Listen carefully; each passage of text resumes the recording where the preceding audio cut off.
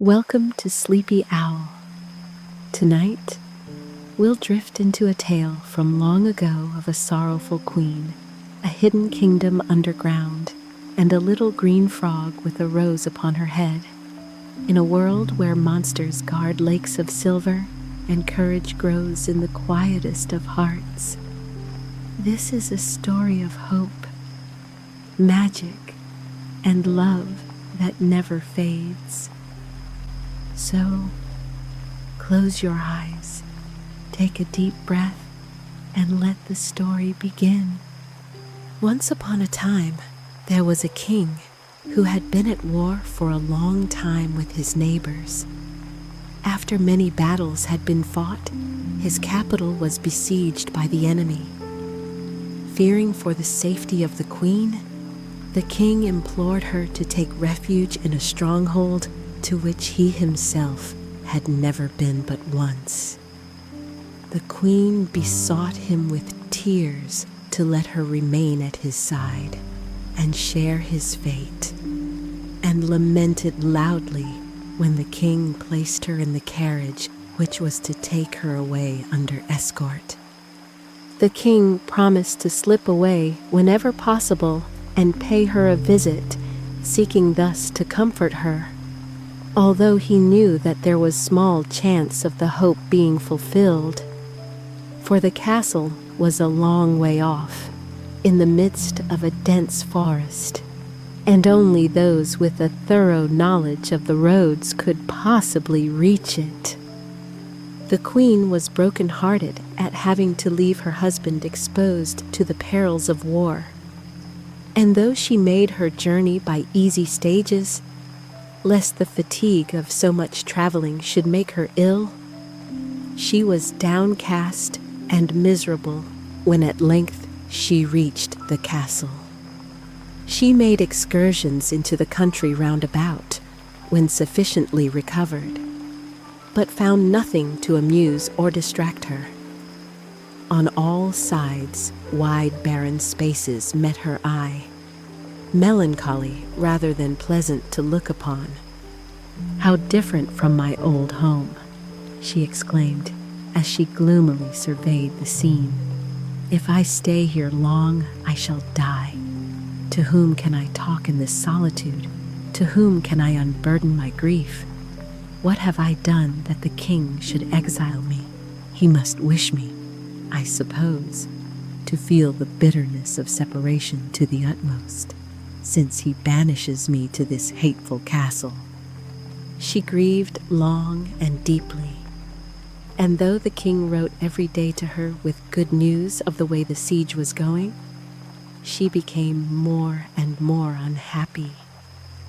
At last, she determined that she would go back to him, but knowing that her attendants had been forbidden to let her return, except under special orders from the king, she kept her intention to herself. On the pretext of wishing sometimes to join the hunt, she ordered a small chariot, capable of accommodating one person only, to be built for her. This she drove herself, and used to keep up with the hounds so closely that she would leave the rest of the hunt behind. The chariot being in her sole control, this gave her the opportunity to escape whenever she liked. And the only obstacle was her lack of familiarity with the roads through the forest. She trusted, however, to the favor of Providence to bring her safely through it. She now gave orders for a great hunt to be held, and intimated her wish that everyone should attend. She herself was to be present in her chariot, and she proposed that every follower of the chase should choose a different line, and so close every avenue of escape to the quarry. The arrangements were carried out according to the queen's plan, confident that she would soon see her husband again. She donned her most becoming attire. Her hat was trimmed with feathers of different colors, the front of her dress with a number of precious stones. Thus adorned, she looked in her beauty, which was of no ordinary stamp, like a second Diana. When the excitement of the chase was at its height, she gave rein to her horses, urging them on with voice and whip until their pace quickened to a gallop. But then, getting their bits between their teeth, the team sped onward so fast that presently the chariots seemed to be borne upon the wind, and to be traveling faster than the eye could follow. Too late, the poor queen repented of her rashness. "What possessed me?" she cried. "To think that I could manage such wild and fiery steeds, alack! What will become of me? What would the king do if he knew of my great peril? He only sent me away because he loves me dearly and wished me to be in greater safety, and this is the way I repay his tender care."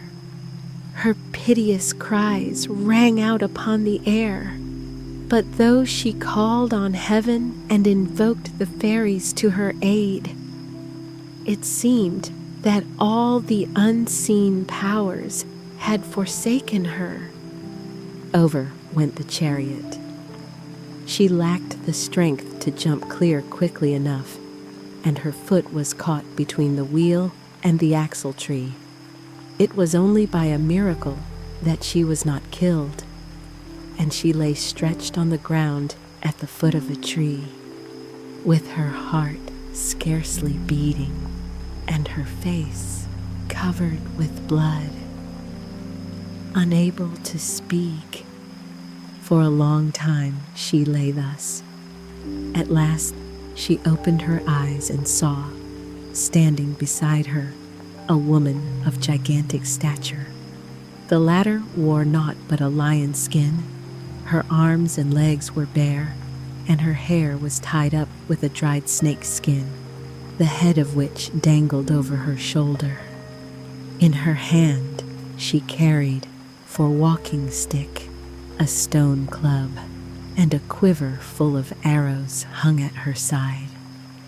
This extraordinary apparition convinced the queen that she was dead, and indeed it seemed impossible that she could have survived so terrible a disaster. "No wonder death needs resolution," she murmured, "since sights so terrible await one in the other world." The giantess overheard these words and laughed to find the queen thought herself dead. "Courage," she said. "You are still in the land of the living. Though your lot is not improved, I am the Lion Witch. My dwelling is nearby. You must come and live with me. If you will have the kindness, good Lion Witch, to take me back to my castle. The king, who loves me dearly, will not refuse you any ransom you demand, though it were the half of his kingdom." "I will not do that," replied the giantess, "for I have wealth enough already. Moreover, I am tired of living alone, and as you have your wits about you, it is possible you may be able to amuse me." With these words, she assumed the shape of a lioness, and taking the queen on her back, bore her off into the depths of a cavern. There she anointed the queen's wounds with an essence which quickly healed them. But imagine the wonder and despair of the queen to find herself in this dismal lair. The approach to it was by 10,000 steps, which led downward to the center of the earth, and the only light was that which came from a number of lofty lamps, reflected in a lake of quicksilver. This lake teemed with monsters, each of which was hideous enough to have terrified one far less timid than the queen. Ravens, screech owls, and many another bird of evil omen filled the air with harsh cries. Far off could be espied a mountain, from the slopes of which there flowed the tears of all hapless lovers. Its sluggish stream was fed by every ill-starred love. The trees had neither leaves nor fruit, and the ground was cumbered with briars, nettles, and rank weeds. The food, too, was such as might be expected in such a horrid clime. A few dried roots, horse chestnuts, and thorn apples. This was all the fare with which the lion witch appeased the hunger of those who fell into her clutches. But the lion witch merely laughed at her, bidding her dry her tears. If she would be wise and do her part to please her. Otherwise, she declared, her lot would be the most miserable in the world. "And what must I do to soften your heart?" replied the queen. "I have a liking for fly pasties," said the lion witch, "and you must contrive to catch flies enough to make me a large and tasty one." "But there are no flies here," rejoined the queen. "And even if there were, there is not enough light to catch them by. Moreover, supposing I caught some, I have never in my life made pastry. You are therefore giving me orders which I cannot possibly carry out."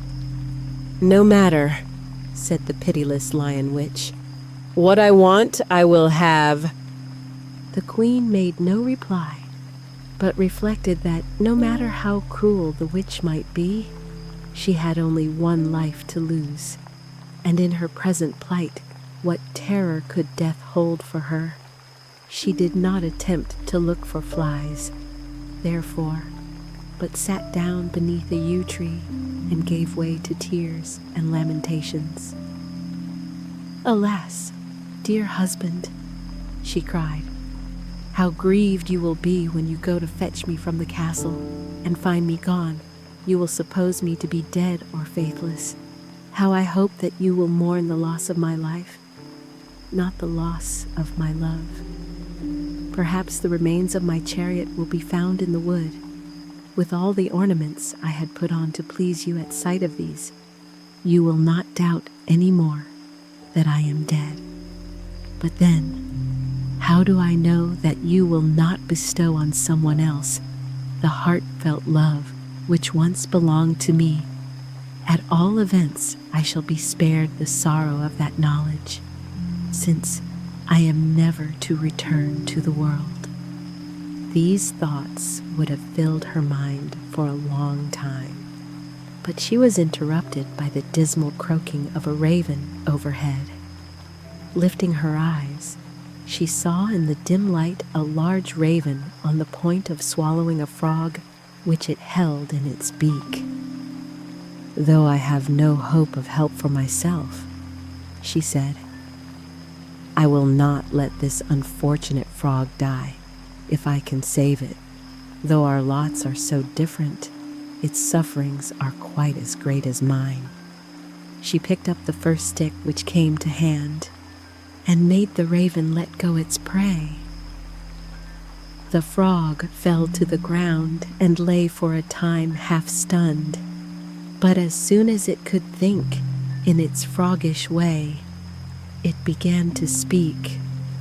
"Beautiful queen," it said, "you are the first friendly soul that I have seen since my curiosity brought me here. By what magic are you endowed with speech, little frog?" replied the queen. "And what people are they whom you see here? I have seen none at all as yet." "All the monsters with which the lake is teeming," replied the little frog. "Where once upon a time in the world, some sat on thrones, some held high positions at court. There are even some royal ladies here who were the cause of strife and bloodshed. It is these latter whom you see in the shape of leeches, and they are condemned to remain here for a certain time. But of those who come here, none ever returns to the world better or wiser." "I can quite understand," said the queen, "that wicked people are not improved by merely being thrown together. But how is it that you are here, my friendly little frog?" "I came here out of curiosity," she replied. "I am part fairy, and though, in certain directions, my powers are limited, in others they are far-reaching. The lion witch would kill me if she knew that I was in her domain." "Whatever your fairy powers," said the queen, "I cannot understand how you could have fallen into the raven's clutches and come so near to being devoured." "That is easily explained," said the frog. "I have naught to fear when my little cap of roses is on my head, for that is the source of my power. Unluckily, I had left it in the marsh when that ugly raven pounced upon me, and but for you, madam, I should not now be here, since you have saved my life. You have only to command me, and I will do everything in my power to lessen the misfortunes of your lot." "Alas, dear frog," said the queen, "the wicked fairy who holds me captive desires that I should make her a fly pasty. But there are no flies here, and if there were, I could not see to catch them in the dim light. I am like, therefore, to get a beating which will kill me." "Leave that to me," said the frog. "I will quickly get you some." Thereupon, the frog smeared sugar all over herself, and the same was done by more than 6,000 of her froggy friends. They then made for a place where the fairy had a large store of flies, which she used to torment some of her luckless victims. No sooner did the flies smell the sugar than they flew to it, and found themselves sticking to the frogs. Away then went the latter at a gallop, to bring their friendly aid to the queen. Never was there such a catching of flies before, nor a better pasty than the one the queen made for the fairy. The surprise of the witch was great when the queen handed it to her, for she was baffled to think how the flies could have been so cleverly caught. The queen suffered so much from want of protection against the poisonous air that she cut down some cypress branches and began to build herself a hut. The frog kindly offered her services. She summoned round her all those who had helped in the fly hunt, and they assisted the queen to build as pretty a little place to live in as you could find anywhere in the world. But no sooner had she lain down to rest than the monsters of the lake, envious of her repose, gathered round the hut. They set up the most hideous noise that had ever been heard, and drove her so nearly mad that she got up and fled in fear and trembling from the house. This was just what the monsters were after, and a dragon, who had once upon a time ruled tyrannously over one of the greatest countries of the world, immediately took possession of it. The poor queen tried to protest against this ill treatment, but no one would listen to her.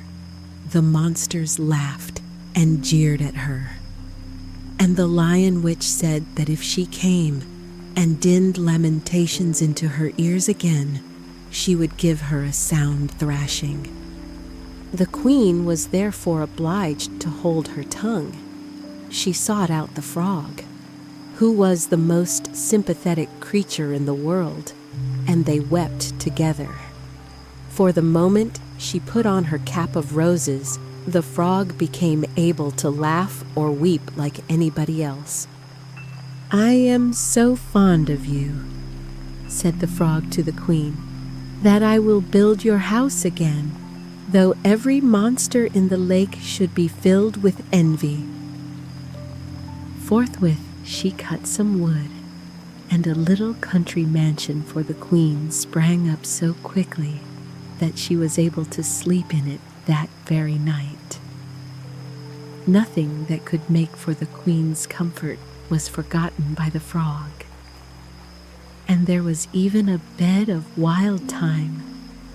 When the wicked fairy learnt that the queen was not sleeping on the ground, she sent for her and asked, "What power is it, human or divine, that protects you? This land drinks only a rain of burning sulfur, and has never produced so much as a sage leaf yet. They tell me fragrant herbs spring up beneath your feet." "I cannot explain it, madam," said the queen, "unless it is due to the child I am expecting. Perhaps for her a less unhappy fate than mine is in store. I have a craving just now," said the witch, "for a posy of rare flowers. See if this happiness which you expect will enable you to get them. If you do not succeed, such a thrashing as I know well how to give is surely in store for you." The queen began to weep, for threats like these distressed her, and she despaired as she thought of the impossibility of finding flowers. But when she returned to her little house, the friendly frog met her. "How unhappy you look," she said. "Alas, dear friend," said the queen, "who would not be so? The witch has demanded a posy of the most beautiful flowers. Where am I to find them? You see what sort of flowers grow here, yet my life is forfeit if I do not procure them." "Dear queen," said the frog tenderly, "we must do our best to extricate you from this dilemma. Hereabouts there lives a bat of my acquaintance, a kindly soul. She moves about more quickly than I do, so I will give her my cap of roses, and with the aid of this she will be able to find you flowers." The queen curtsied low, it being quite impossible to embrace the frog, and the latter went off at once to speak to the bat. In a few hours, the bat came back with some exquisite flowers tucked under her wings. Off went the queen with them to the witch, who was more astonished than ever, being quite unable to understand in what marvelous way the queen had been assisted. The queen never ceased to plot some means of escape, and told the frog of her longings. "Madam," said the latter, "allow me first to take counsel with my little cap, and we will make plans according to what it advises." Having placed her cap upon some straw, she burnt in front of it a few juniper twigs, some capers, and a couple of green peas. She then croaked 5 times. This completed the rites, and having donned her cap again, she began to speak like an oracle. "Fate, the all-powerful, decrees that you must not leave this place. You will have a little princess more beautiful than Venus herself. Let nothing fret you. Time alone can heal." The queen bowed her head and shed tears, but she determined to have faith in the friend she had found. "Whatever happens," she said, "do not leave me here alone, and befriend me when my little one is born." The frog promised to remain with her and did her best to comfort her. It is now time to return to the king. So long as the enemy kept him confined within his capital, he could not regularly send messengers to the queen.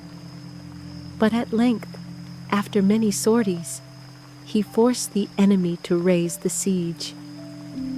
This success gave him pleasure not so much on his own account, as for the sake of the queen, who could now be brought home in safety. He knew nothing of the disaster which had befallen her, for none of his retinue had dared to tell him of it. They had found in the forest the remains of the chariot, the runaway horses, and the apparel in which she had driven forth to find her husband, and being convinced that she was killed or devoured by wild beasts. Their one idea was to make the king believe that she had died suddenly.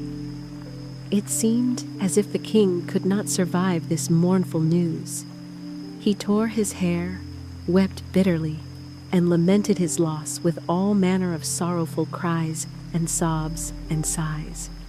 For several days he would see nobody and hid himself from view. Later, he returned to his capital and entered upon a long period of mourning, to the sincerity of which his heartfelt sorrow bore even plainer testimony than his somber garb of woe. His royal neighbors all sent ambassadors with messages of condolence, and when the ceremonies proper to these occasions were at length over, he proclaimed a period of peace. He released his subjects from military service and devoted himself to giving them every assistance in the development of commerce. Of all this, the queen knew nothing. A little princess had been born to her in the meantime, and her beauty did not belie the frog's prediction. They gave her the name of Muffette, but the queen had great difficulty in persuading the witch to let her bring up the child, for her ferocity was such that she would have liked to eat it. At the age of 6 months, Muffette was a marvel of beauty, and often, as she gazed upon her with mingled tenderness and pity, the queen would say, "Could your father but see you, my poor child, how delighted he would be, and how dear you would be to him. But perhaps, even now, he has begun to forget me. Doubtless he believes that death has robbed him of us, and it may be that another now fills the place I had in his affections." Many were the tears she shed over these sad thoughts, and the frog, whose love for her was sincere, was moved one day by the sight of her grief to say to her, "If you like, madam, I will go and seek your royal husband. It is a long journey, and I am but a tardy traveler, but sooner or later I have no doubt I shall get there." No suggestion could have been more warmly approved, the queen clasping her hands and bidding little Muffette do the same, in token of the gratitude she felt towards the good frog for offering to make the expedition. Nor would the king, she declared, be less grateful. Of what advantage, however, she went on, will it be to him to learn that I am in this dire abode, since it will be impossible for him to rescue me from it? That we must leave to Providence, madam, said the frog. We can but make those efforts of which we are capable. They took farewell of each other, and the queen sent a message to the king. This was written with her blood on a piece of rag, for she had neither ink nor paper. The good frog was bringing him news of herself.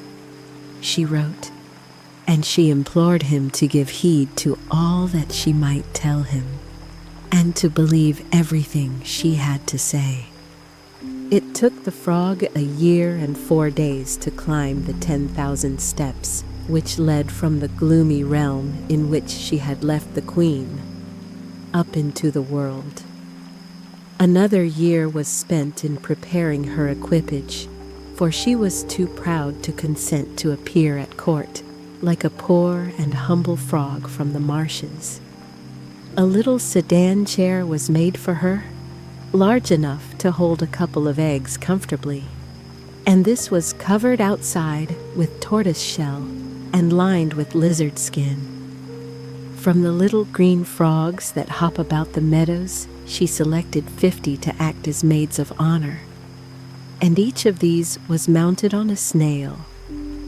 They had dainty saddles and rode in dashing style with the leg thrown over the saddle bow. A numerous bodyguard of rats, dressed like pages, ran before the snails. In short, nothing so captivating had ever been seen before. To crown all, the cap of roses, which never faded but was always in full bloom, most admirably became her. Being something of a coquette, too, she could not refrain from a touch of rouge and a patch or two. Indeed, some said she was painted like a great many other ladies of the land. But it has been proved by inquiry that this report had its origin with her enemies. The journey lasted 7 years, and during all that time the poor queen endured unutterable pain and suffering. Had it not been for the solace of the beautiful Moufette, she must have died 100 times. Every word that the dear little creature uttered filled her with delight. Indeed, with the exception of the lion witch, there was nobody who was not charmed by her. There came at length a day, after the queen had lived for 6 years in this dismal region, when the witch told her that she could go hunting with her, on condition that she yielded up everything which she killed. The queen's joy when she once more saw the sun may be imagined, though at first she thought she would be blinded, so unaccustomed to its light had she become. So quick and lively was Moufette, even at 5 or 6 years of age, that she never failed in her aim. And mother and daughter together were thus able to appease somewhat the fierce instincts of the witch. Meanwhile, the frog was traveling over hills and valleys, day or night. She never stopped, and at last she came nigh to the capital, where the king was now in residence. To her astonishment, signs of festivity met her eye at every turn. On all sides there was merriment, song, and dancing, and the nearer she came to the city, the more festive seemed the mood of the people. All flocked with amazement to see her rustic retinue, and by the time she reached the city, the crowd had become so large that it was with difficulty she made her way to the palace. At the palace, all was splendor, for the king, who had been deprived of his wife's society for 9 years, had at last yielded to the petitions of his subjects, and was about to wed a princess who possessed many amiable qualities, though she lacked, admittedly, the beauty of his wife. The good frog descended from her sedan chair, and with her attendants in her train, entered the royal presence. To request an audience was unnecessary, for the king and his intended bride and all the princes were much too curious to learn why she had come to think of interrupting her. "Sire," said the frog, "I am in doubt whether the news I bring will cause you joy or sorrow. I can only conclude, from the marriage which you are proposing to celebrate, that you are no longer faithful to your queen." Tears fell from the king's eyes. "Her memory is as dear to me as ever," he declared. "But you must know, good frog, that monarchs cannot always follow their own wishes. For 9 years now, my subjects have been urging me to take a wife, and indeed it is due to them that there should be an heir to the throne. Hence my choice of this young princess, whose charms are apparent. "I warn you not to marry her," rejoined the frog. "The queen is not dead, and I am the bearer of a letter from her, writ in her own blood. There has been born to you a little daughter, Moufette, who is more beautiful than the very heavens." The king took the rag on which the short message from the queen was written. He kissed it and moistened it with his tears, and declared, holding it up for all to see, that he recognized the handwriting of his wife. Then he plied the frog with endless questions, to all of which she replied with lively intelligence. The princess who was to have been queen, and the envoys who were attending the marriage ceremony, were somewhat out of countenance. "Sire," said one of the most distinguished guests, turning to the king, "can you contemplate the breaking of your solemn pledge upon the word of a toad like that? This scum of the marshes has the audacity to come and lie to the entire court, just for the gratification of being listened to." "I would have you know, Your Excellency," replied the frog, "that I am no scum of the marshes. Since you force me to display my powers hither, fairies all—" At these words the frogs, the rats, the snails, and the lizards all suddenly ranged themselves behind the frog. But in place of their familiar natural forms, they appeared now as tall, majestic figures, handsome of mien, and with eyes that outshone the stars. Each wore a crown of jewels on his head, while over his shoulders hung a royal mantle of velvet, lined with ermine, the train of which was borne by dwarfs. Simultaneously, the sound of trumpets, drums, and hautboys filled the air with martial melody, and all the fairies began to dance a ballet, with steps so light that the least spring lifted them to the vaulted ceiling of the chamber. The astonishment of the king and his future bride was in no way diminished when the fairy dancers suddenly changed before their eyes into flowers, jasmine, jonquils, violets, roses, and carnations, which carried on the dance just as though they were possessed of legs and feet.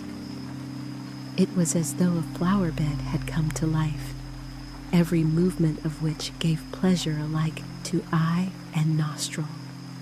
A moment later, the flowers vanished, and in their place were fountains of leaping water that fell in a cascade and formed a lake beneath the castle walls.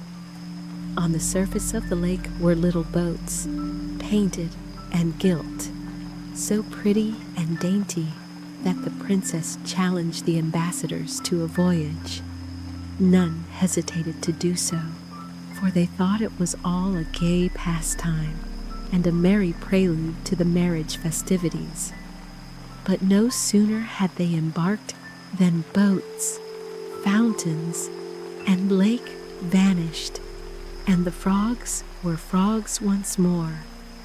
"Sire," said the frog, when the king asked what had become of the princess, "your wife alone is your queen. Were my affection for her less than it is, I should not interfere, but she deserves so well, and your daughter Moufette is so charming, that you ought not to lose one moment in setting out to their rescue." "I do assure you, Madam Frog," replied the king, "that if I could believe my wife to be alive, I would shrink from nothing in the world for sight of her again." "Surely," said the frog, "after the marvels I have shown you, there ought not to be doubt in your mind of the truth of what I say. Leave your realm in the hands of those whom you can trust. and set forth without delay. Take this ring. It will provide you with the means of seeing the queen and of speaking with the lion witch, notwithstanding that she is the most formidable creature in the world." The king refused to let anyone accompany him, and after bestowing handsome gifts upon the frog, he set forth. "Do not lose heart," she said to him. "You will encounter terrible difficulties, but I am convinced that your desires will meet with success." He plucked up courage at these words and started upon the quest of his dear wife, though he had only the ring to guide him. Now, Moufette's beauty became more and more perfect as she grew older, and all the monsters of the Lake of Quicksilver were enamored of her, hideous and terrifying to behold. They came and lay at her feet, although Moufette had seen them ever since she was born. Her lovely eyes could never grow accustomed to them, and she would run away and hide in her mother's arms. "Shall we remain here long?" she would ask. "Are we never to escape from misery?" The queen would answer hopefully, so as to keep up the spirits of the child. But in her heart, hope had died. The absence of the frog and the lack of any news from her, together with the long time that had passed since she had heard anything of the king, filled her with grief and despair. By now, it had become a regular thing for them to go hunting with the lion witch. The latter liked good things and enjoyed the game which they killed for her. The head or the feet of the quarry was all the share they got, but there was compensation in being allowed to look again upon the daylight. The witch would take the shape of a lioness, and the queen and her daughter would seat themselves on her back.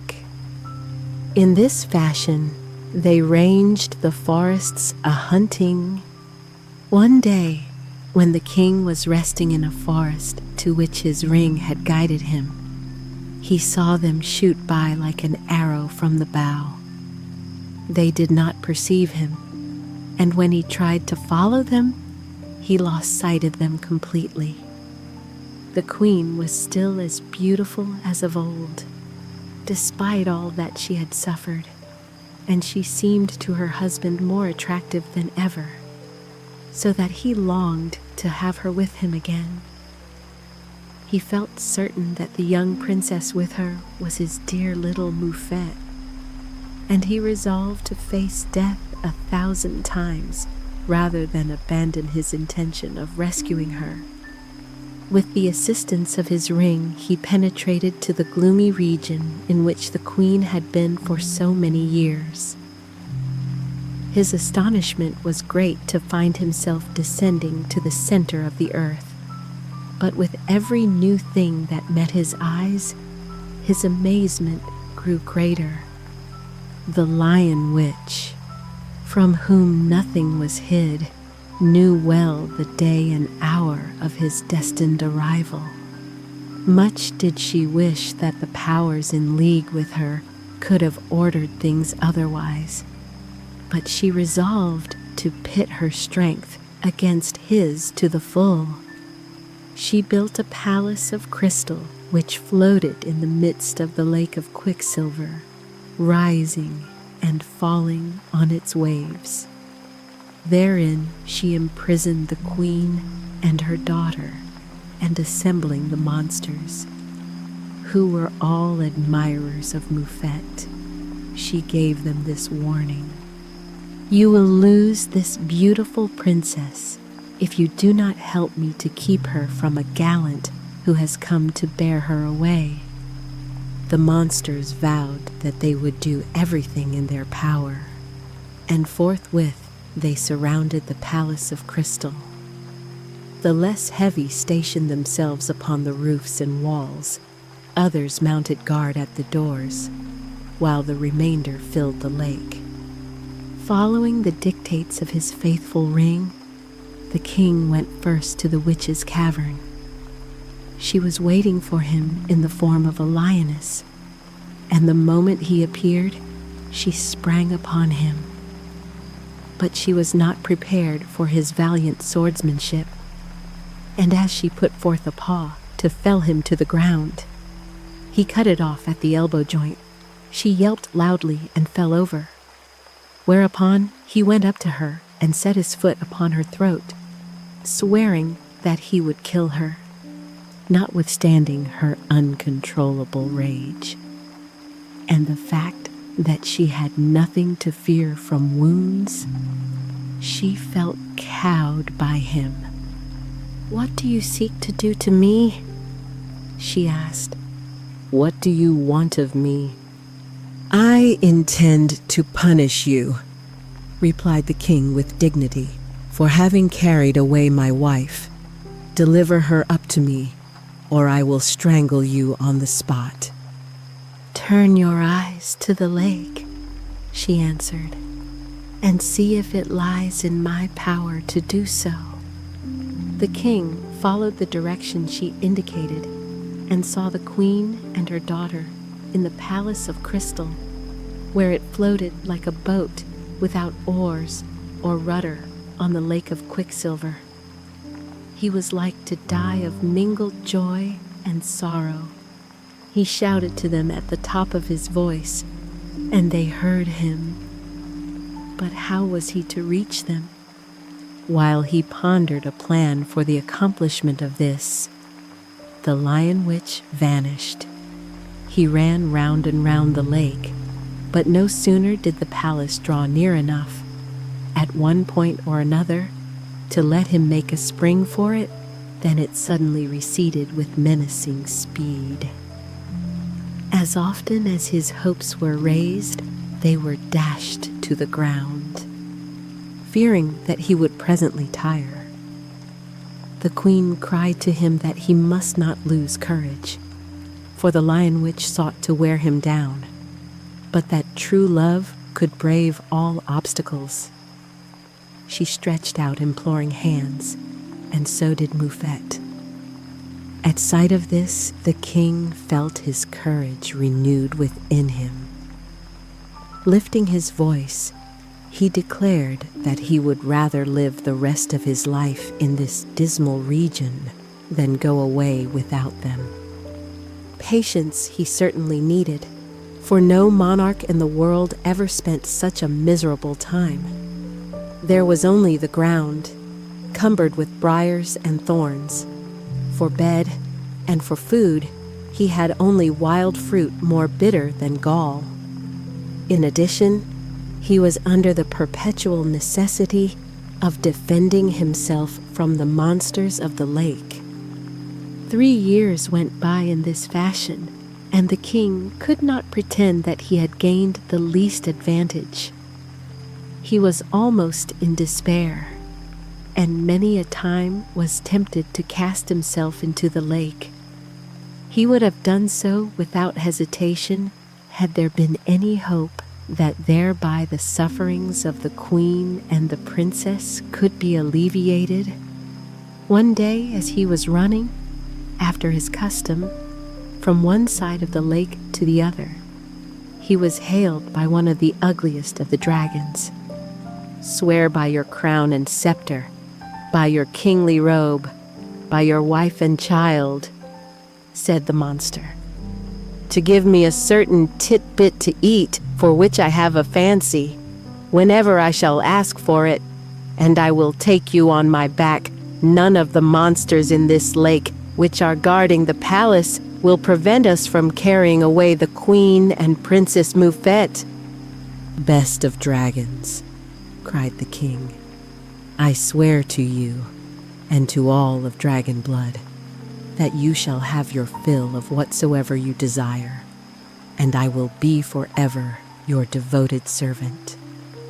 "Promise nothing which you do not mean to fulfill," replied the dragon, "for otherwise lifelong misfortunes may overwhelm you." The king repeated his assurances, for he was dying of impatience to regain his beloved queen, and mounted the dragon just as though he were the most dashing of steeds. But now the other monsters rushed to bar the way. The combat was joined, and naught was audible save the hissing of the serpents, naught visible save the brimstone, fire, and sulfur, which were belched forth in every direction. The king reached the palace at last, but there fresh efforts were required of him, for the entrances were defended by bats and owls and ravens. But even the boldest of these was torn to pieces by the dragon, who attacked them tooth and nail. The queen, too, who was a spectator of this savage fight, kicked down chunks of the wall, and armed with these, helped her dear husband in the fray. Victory at length rested with them, and as they flew to one another's arms, the enchantment was brought to an end by a thunderbolt, which plunged into the lake and dried it up. The friendly dragon vanished, along with all the other monsters, and the king found himself by what means he had not the least idea home again in his own city, and seated, with his queen and Moufette beside him, in a splendid dining hall before a table laid with the richest fare. Never before was there such amazement and delight as theirs.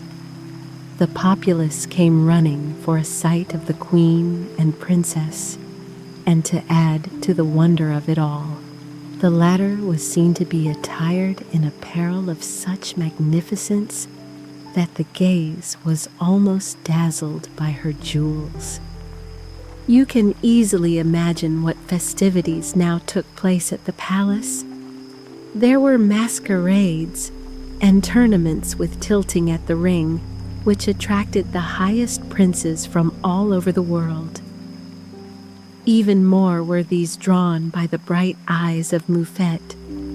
Amongst the handsomest and most accomplished in skill at arms, there was none anywhere who could outshine Prince Mufi. He won the applause and admiration of all, and Moufette, who had hitherto known only dragons and serpents, was not backward in according him her share of praise. Prince Mufi was deeply in love with her, and not a day passed but he showed her some fresh attention in the hope of gaining her favor. In due course he offered himself as a suitor, informing the king and queen that his realm was of a richness and extent that might well claim their favorable consideration. The king replied that Moufette should make her own choice of husband, for his only wish was to please her and make her happy. With this answer, the prince was well satisfied, for he was already aware that the princess was not indifferent to him. He offered her his hand, and she declared that if he were not to be her husband, then no other man should be. Prince Mufi threw himself in rapture at her feet and exacted, lover-like, a promise that she would keep her word with him.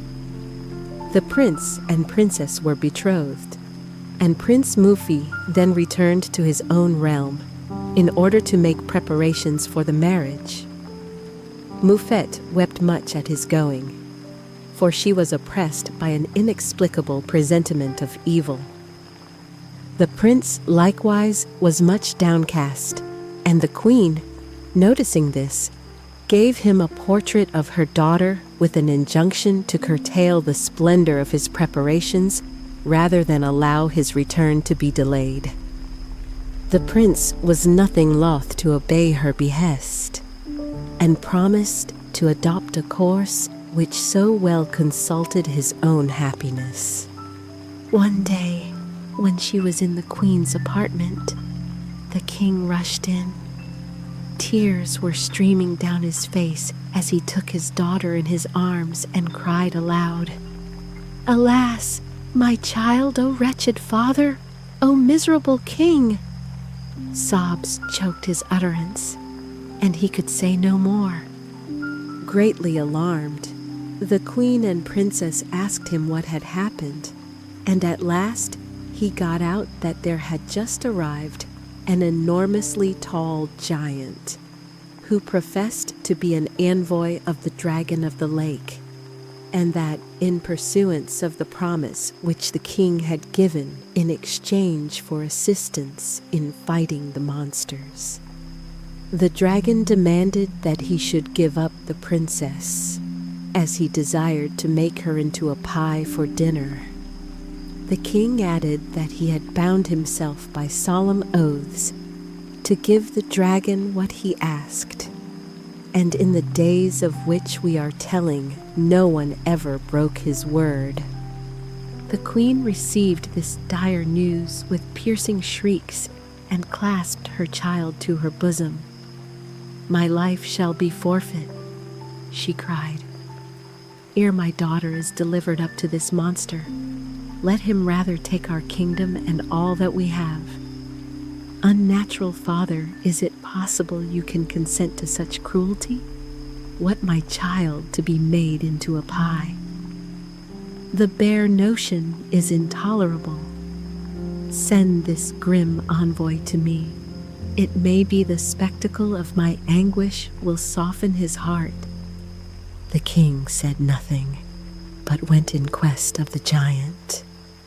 He brought him to the queen, who flung herself at his feet with her daughter. She begged him to have mercy and to persuade the dragon to take all that they possessed, but to spare Moufette's life. The giant replied, however, that the matter did not rest with him. The dragon, he said, was so obstinate and so addicted to the pleasures of the table that no power on earth would restrain him from eating what he had a mind to make a meal of. Furthermore, he counseled them, as a friend, to yield with a good grace, lest greater ills should be in store. At these words, the queen fainted, and the princess would have been in similar case if she had not been obliged to go to the assistance of her mother. No sooner was the dreadful news known throughout the palace than it spread all over the city. On all sides there was weeping and wailing, for Moufette was greatly beloved. The king could not bring himself to give her up to the giant, and the latter, after waiting several days, grew restive and began to utter terrible threats. But the king and queen, taking counsel together, were agreed. "What is there worse that could happen to us?" they said. "If the dragon of the lake were to come and eat us all up, we could not suffer more. For if Moufette is put into a pie, that will be the end of us." Presently, the giant informed them that he had received a message from the dragon, to the effect that if the princess would agree to marry one of his nephews, he would spare her life. This nephew was not only young and handsome, but a prince to boot, and there was no doubt of her being able to live very happily with him. This proposal somewhat assuaged their grief, but when the queen mentioned it to the princess, she found her more ready to face death than entertain this marriage. "I cannot break faith just to save my life," said Moufette. "You promised me to Prince Moufi, and I will marry none else. Let me perish, for my death will enable you to live in peace." The king in his turn tried, with many endearments, to persuade her, but she could not be moved. Finally, therefore, it was arranged that she should be conducted to a mountain top, there to await the dragon. Everything was made ready for the great sacrificial rite, and nothing so mournful had ever been seen before. Black garments and pale, distraught faces were encountered at every turn. 400 maidens of the noblest birth, clad in long white robes and wearing crowns of cypress, accompanied the princess. The latter was borne in an open litter of black velvet, that all men might behold the wondrous miracle of her beauty. Her tresses, tied with crape, hung over her shoulders, and she wore a crown of jasmine and marigolds. The only thing that seemed to affect her was the grief of the king and queen who walked behind her, overwhelmed with the burden of their sorrow. Beside the litter strode the giant, armed from top to toe, and looking hungrily at the princess, as though already he savored his share of the dish she was to make. The air was filled with sighs and sobs, and the tears of the spectators made rivulets along the road. "Oh, Frog, dear Frog," cried the queen, "you have indeed forsaken me. Why give me help in that dismal place, and refuse it to me here? Had I but died then, I should not now be mourning the end of all my hopes, and I should have been spared the agony of waiting to see my darling Moufette devoured." Slowly, the procession made its way to the summit of the fatal mountain. On arrival there, the cries and lamentations broke out with renewed force, and a more pitiful noise was never heard before. The giant then directed that all farewells must be said, and a general withdrawal made, and his order was obeyed. Folks in those days were docile and obedient, and never thought of combating ill fortune. The king and queen, with all the court, now climbed another hilltop, from which they could obtain a view of all that happened to the princess. They had not long to wait, for they quickly espied a dragon, half a league long, sailing through the sky. He flew laboriously, for his bulk was so great that even 6 large wings could hardly support it. His body was covered all over with immense blue scales and tongues of poison flame. His twisted tail had 50 coils and another half coil beyond that, while his claws were each as big as a windmill. His jaws were agape, and inside could be seen 3 rows of teeth as long as an elephant's tusks. Now, while the dragon was slowly wending his way to the mountain top, the good and faithful frog, mounted on a hawk's back, was flying at full speed to Prince Mufi. She was wearing her cap of roses, and though he was locked in his privy chamber, she needed no key to enter. "Hapless lover," she cried, "what are you doing here this very moment, while you sit dreaming about her beauty? Moufette is in direst peril. See, here is a rose leaf. I have but to blow upon it, and it will become a mettlesome steed." As she spoke, there suddenly appeared a green horse. It had 12 hooves and 3 heads, and from the latter it could spit forth fire, bombshells, and cannonballs respectively. The frog then gave the prince a sword, 8 yards long and no heavier than a feather, and a garment fashioned out of a single diamond. This he slipped on like a coat, and though it was hard as rock, it was so pliant that his movements were in no way impeded. "Now fly to the rescue of your love," said the frog. "The green horse will carry you to her." Do not omit to let her know, when you have delivered her, of what my part has been."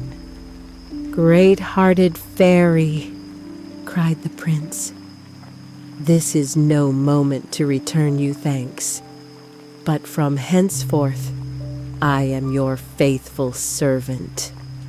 Off went the horse with the 3 heads, galloping on its 12 hooves 3 times as fast and more than the best of ordinary steeds. And in a very short time, the prince had reached the mountain, where he found his dear princess all alone. As the dragon slowly drew near, the green horse began to throw out fire, bombshells, and cannonballs, which greatly disconcerted the monster. 20 balls lodged in his throat, his scaly armor was dinted, and the bombshells put out one of his eyes. This enraged him, and he tried to hurl himself upon the prince. But the latter's long sword was so finely tempered that he could do what he liked with it, and now he plunged it in up to the hilt, now cut with it as though it had been a whip. The prince would have suffered. However, from the dragon's claws, had it not been for his diamond coat, which was impenetrable.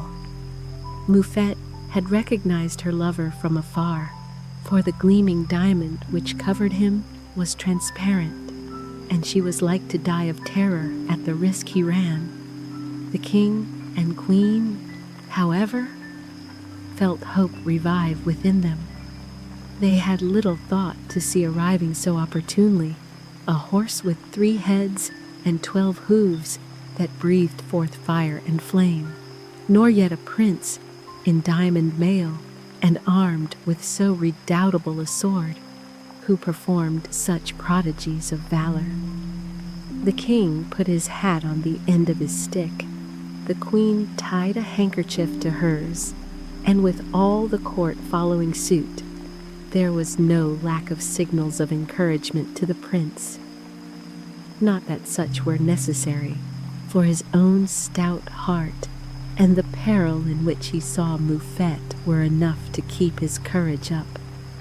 Heavens, how he fought barbs, talons, horns, wings, and scales fell from the dragon till the ground was covered with them, and the soil was dyed blue and green with the mingled blood of dragon and horse. 5 times the prince was unhorsed, but each time he picked himself up and composedly mounted his steed again. Then would follow such cannonades, bombardments, and flame-throwing as had never been seen or heard of before. At length, its strength exhausted, the dragon fell, and the prince delivered a finishing stroke. None could believe their eyes when from the gaping wound so made there stepped forth a handsome and elegant prince, clad in a coat of blue and gold velvet, embroidered with pearls, and wearing on his head a little Grecian helmet with a crest of white feathers. With outstretched hands, this newcomer ran to Prince Mufi and embraced him.